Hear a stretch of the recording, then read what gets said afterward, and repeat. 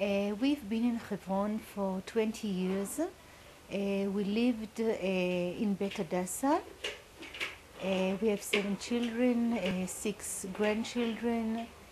A year and 8 months ago, we were called on a mission to come and live in Beit HaShalom. This is a house that was bought by a Jew, an American Jew. It was bought. It was bought with nearly $1 million. It's a house that is half built, and when we came in here, Erev Rosh Chodesh, it was dark, no electricity, no water, no doors, no windows. It was quite cold when we came in, 14 families, and we felt and we knew we're doing history.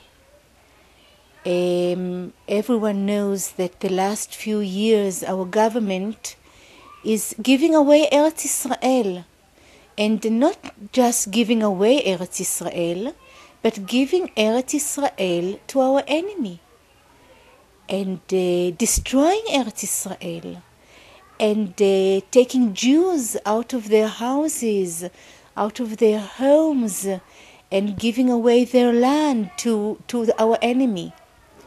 And what happened here is the opposite. Instead of destroying Eretz Israel, building Eretz Israel. Instead of giving away Eretz Israel to our enemy, redeeming houses and land in Eretz Israel. And that's why we felt this is a great moment. And if this aim will succeed, we'll be able to change the history in Eretz Israel and go on redeeming houses and land in Eretz Israel. So as I said, we came in here. It was cold, it was dark, and we didn't know what was happening a minute after. We didn't know if the police would be with us or against us, if the army would be for this redeeming of this land. And then the army arrived and the police arrived and said to us, "We're with you. It's a great thing what you're doing. It's a strategic place. It connects between Kiryat Arba and Hebron. It's on a mountain. We can see here all Hebron all around you. Go on with your mission." So we began here, and the next day there was one toilet for all the families, and a bit of water and a bit of electricity. And day by day we got forward, and until today we have here nine apartments. As you see, it isn't a usual apartment, no floor, no wall. We're living here in not normal conditions, but we're living here, and we are happy here. There are difficulties because the government doesn't allow us to, for instance, to close up the roof. Soon it will start raining, and we will have puddles here in all the houses. And the government doesn't allow us to do a floor. And the government didn't allow us till it was snowing very, very badly to do here windows. And also the electricity we have here is a very small amount of electricity. So I can turn on a toaster, a little toaster, and all the electricity will jump.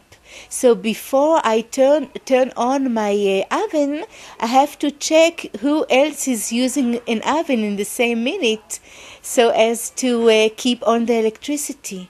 Because the government doesn't allow us to make here normal electricity and enough electricity.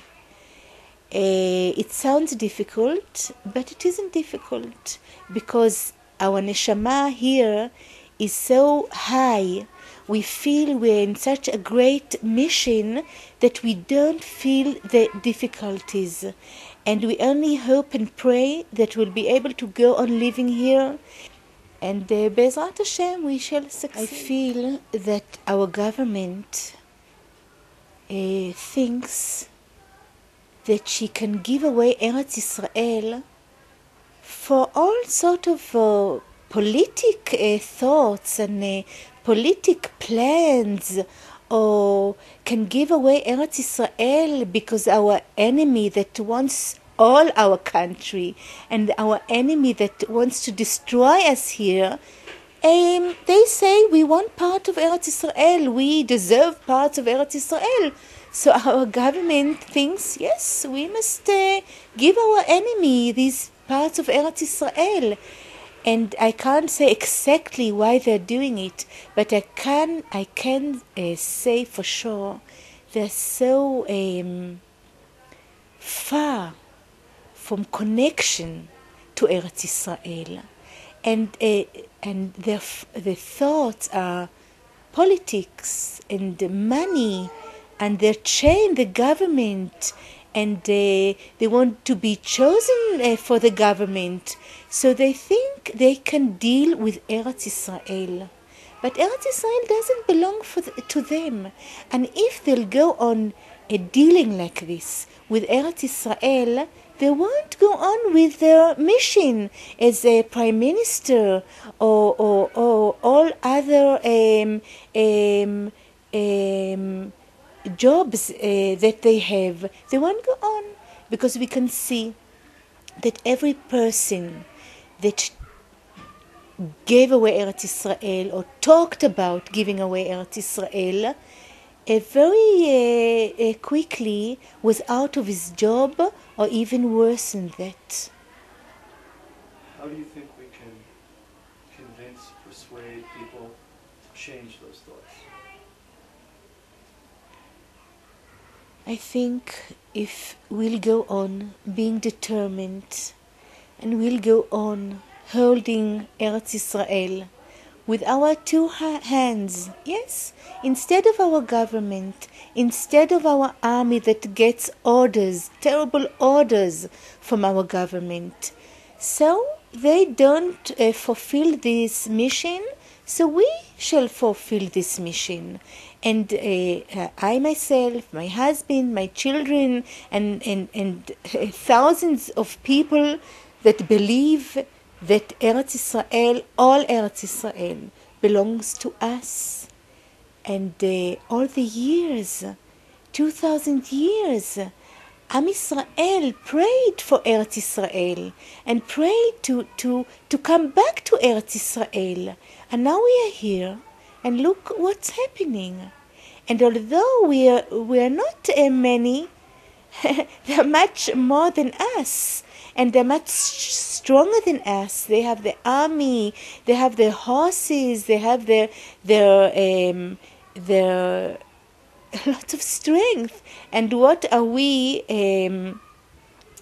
by them? We're so little. We're so we haven't got lots of strength. But all over history, we can see that although the group that was right and fought for Am Israel and for the tradition and for Kedushat Am Israel and for Kedushat Eretz Israel and for Torat Israel, they won in the end.